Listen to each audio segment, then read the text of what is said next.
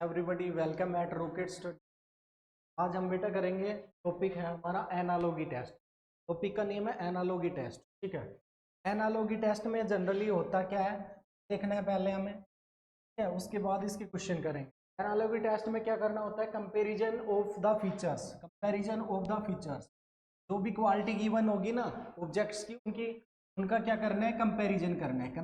Comparison of the features, जैसे सिनोनियम, antonym, quality, group, ये सब किसके अंदर पढ़ेंगे हम, एनालॉगी टेस्ट के अंदर पढ़ेंगे, ठीक है। तो अभी देखो, quality of two different things, this question based on analogy a particular relationship is given, another relationship has to be identified from the given alternatives provided in the options। हमें क्या होगा, जैसे फर्स्ट रिलेट करेगा second के साथ, first relate करेगा second के साथ, वैसे ही थर्ड का जो रिलेशन होगा ना फोर्थ के साथ, वो हमें बताना है। जैसे फर्स्ट रिलेट कर रहा है सेकंड के साथ, वैसे ही थर्ड रिलेट कैसे करेगा, फोर्थ के साथ। पहले का जो संबंध दूसरे के साथ है, वही तीसरे का चौथे के साथ क्या संबंध होगा, ये बताना है हमें, ठीक है। तो ये सब पढ़ना है एनालॉगी में। एनालॉगी में कंपैरिजन या क्वालिटी ऑफ थिंग्स होता है, उनके बारे में करना है। पहला जैसे रिलेट करेगा सेकंड के साथ, थर्ड वैसे के वैसे रिलेट किससे करेगा, फोर्थ में बताना है हमें, ठीक है। चलो इससे आगे बढ़ते हैं। अपनी एनालॉगी टेस्ट में करना क्या है, अभी एनालॉगी है ना, थ्री टाइप्स के होते हैं। कितने टाइप्स के हैं, थ्री टाइप्स के। First one is word analogy. First one is word analogy. First है वर्ड एनालॉगी, जिसमें हम वर्ड्स के बारे में पढ़ेंगे। वर्ड्स वर्ड्स जैसे वर्ड फर्स्ट रिलेट हो गया सेकंड के साथ, वैसे ही थर्ड वर्ड फोर्थ के साथ कैसे रिलेट करेगा या क्या आएगा यहाँ पे, तो हमें ये बताना है। और ये सब किसके अंदर पढ़ना है, वर्ड एनालॉगी में। किस में पढ़ना है, वर्ड एनालॉगी। उसके बाद नंबर एनालॉगी पढ़ना है। नंबर एनालॉगी में square, cube, multiply, add, minus, ये सब होगा, ठीक है। उसके बाद लेटर एनालॉगी। लेटर एनालॉगी में हमें लेटर्स के बारे में पढ़ना है। ए बी सी 26 लेटर्स हैं, इनके बारे में पढ़ना है, ठीक है। 26 लेटर्स हैं, 5 वाउल्स हैं, वाउल्स के बारे में पढ़ना है। और जो सीक्वेंस होगा ना 5 वाउल्स, वाउल्स कौन कौन से होते हैं बेटा, ए, ई, आई, ओ, यू, इन सब के बारे में पढ़ना है, ठीक है। इनमें भी एक फर्स्ट लेटर रिलेट करेगा सेकंड के साथ, तो थर्ड फोर्थ के साथ रिलेट करेगा, तो क्या आंसर आएगा, ये सब पढ़ना है लेटर एनालॉगी में।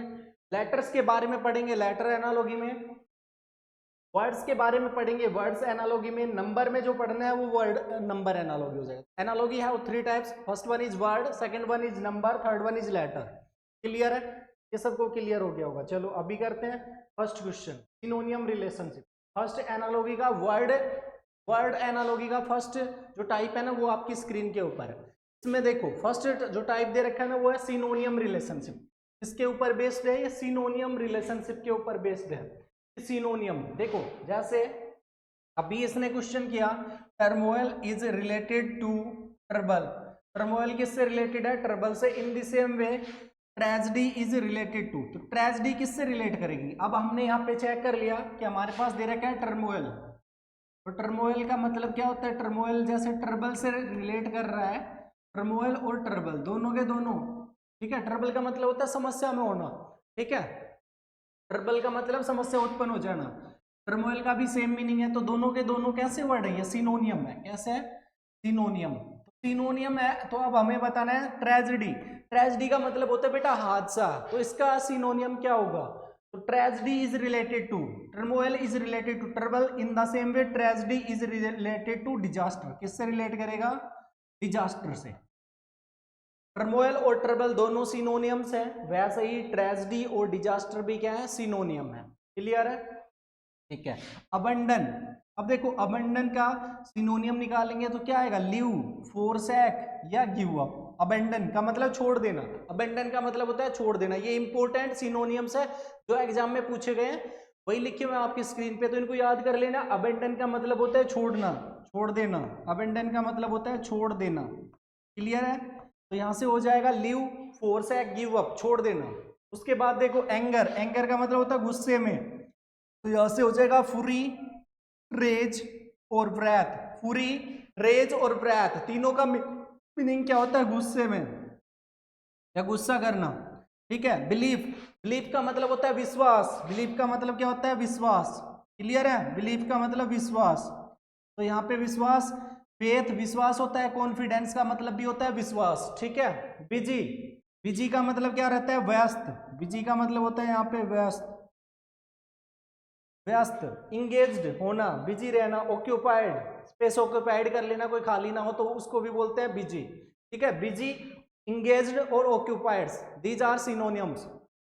एक है बेनिफिट, बेनिफिट का मतलब होता है लाभ लेना, तो इसका मतलब एडवांटेज, गेन और प्रॉफिट, तीन ही सिनोनियम है इसके। बेनिफिट का मतलब क्या होता है, advantage, gain and profit, clear है ये। ऐसा सिनोनियम बेस्ड भी एनालॉजी पूछी जा सकती है।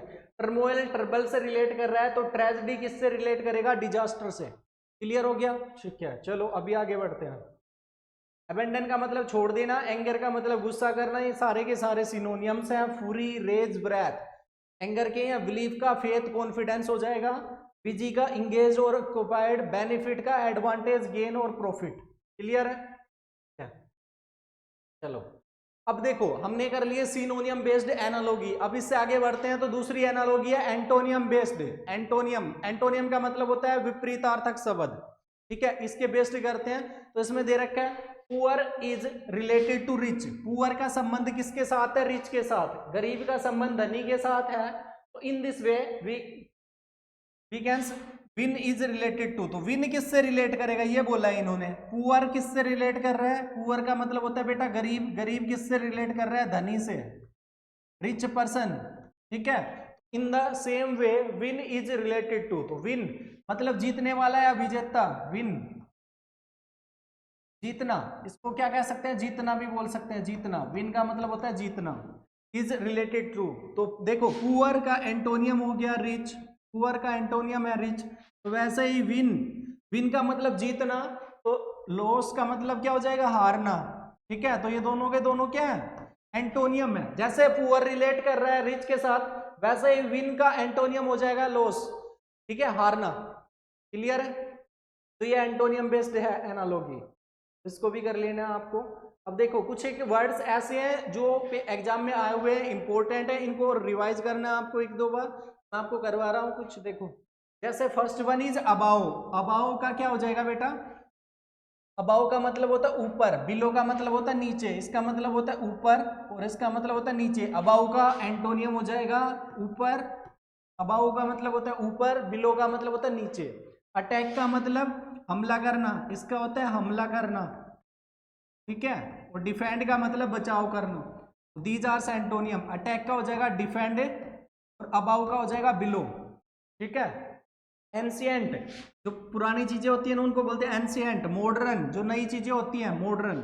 अरेस्ट, अरेस्ट का मतलब गिरफ्तार कर लेना, जैसे पुलिस गिरफ्तार करती है ना चोर को, तो उसको बोलते हैं अरेस्ट। रिलीज या फ्री, छोड़ देना, फ्री का मतलब क्या होता है, स्वतंत्र कर देना, रिलीज का मतलब फ्री कर देना, क्लियर है।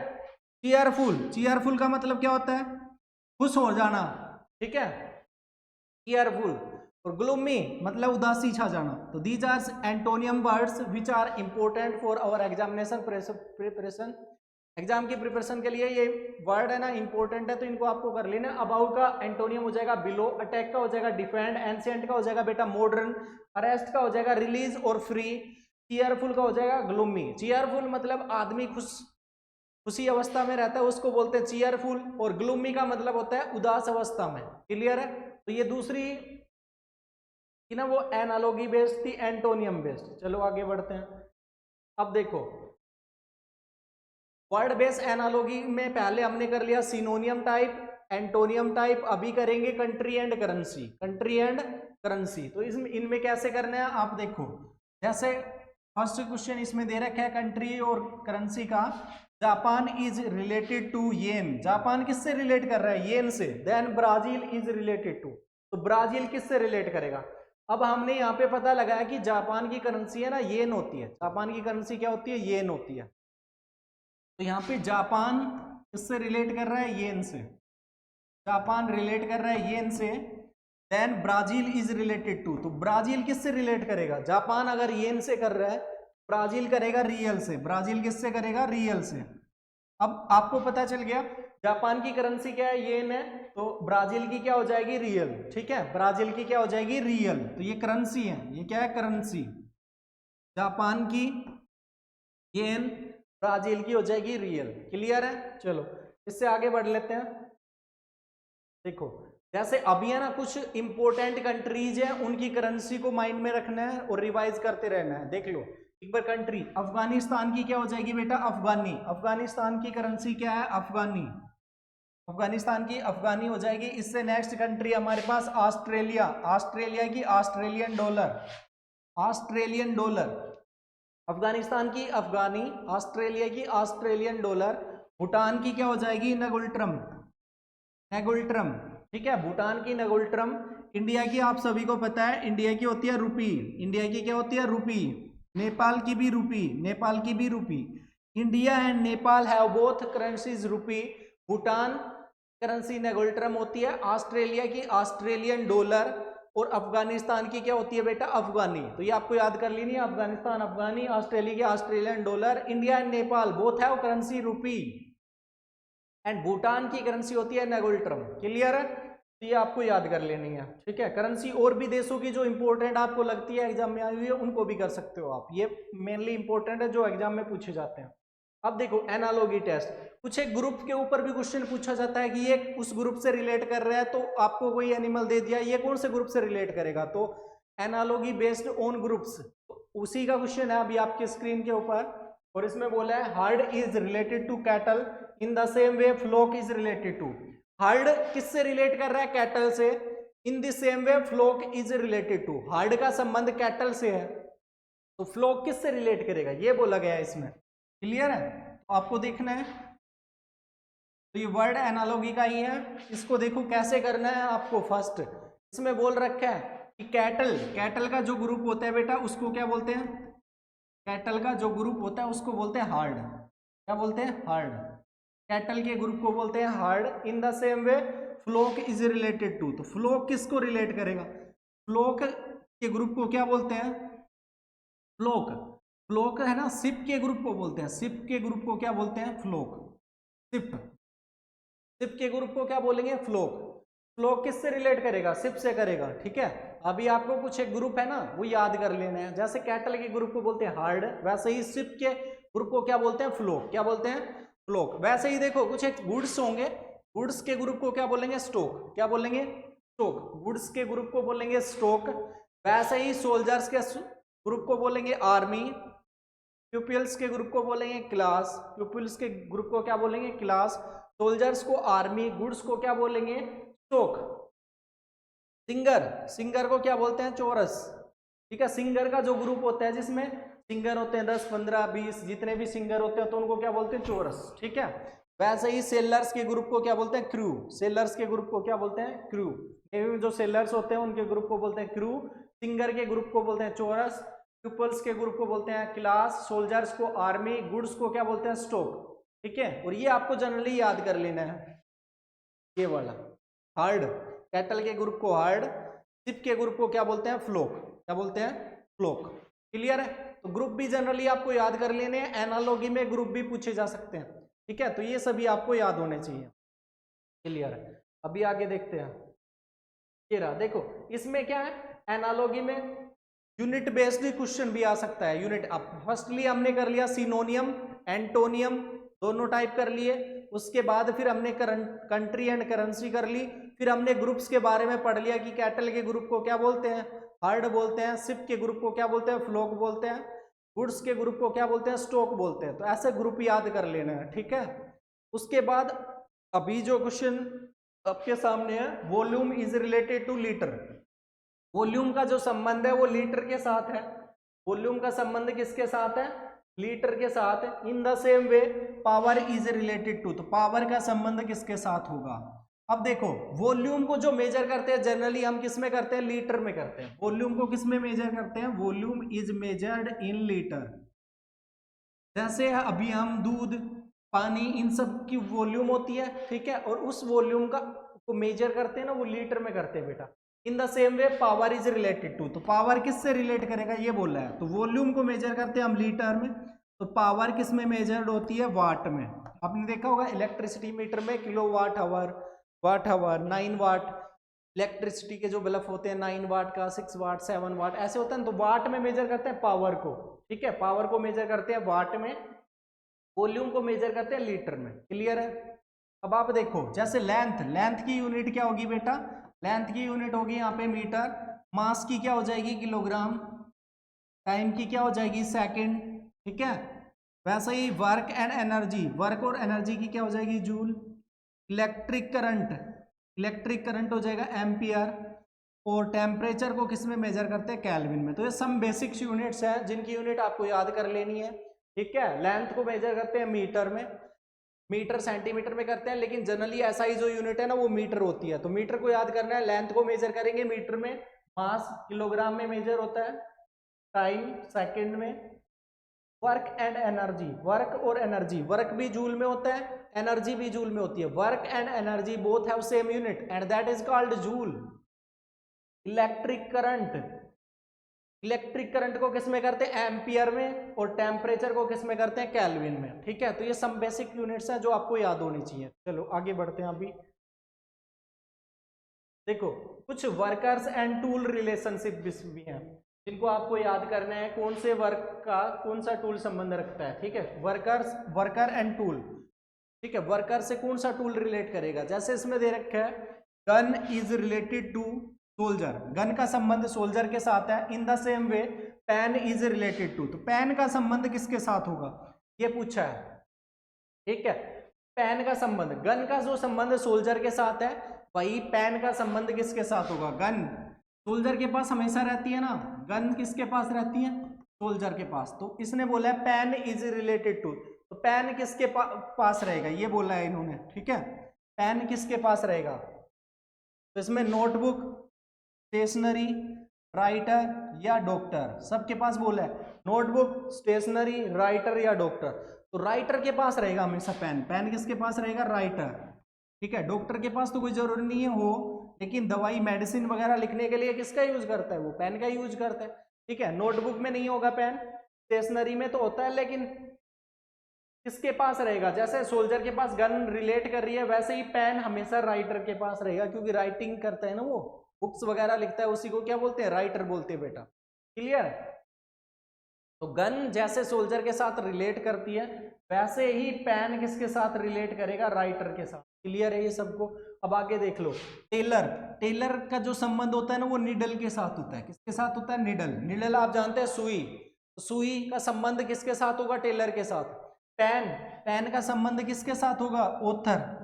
ऑथर या राइटर। अब इसमें राइटर दे रखा था तो राइटर लिख दिया।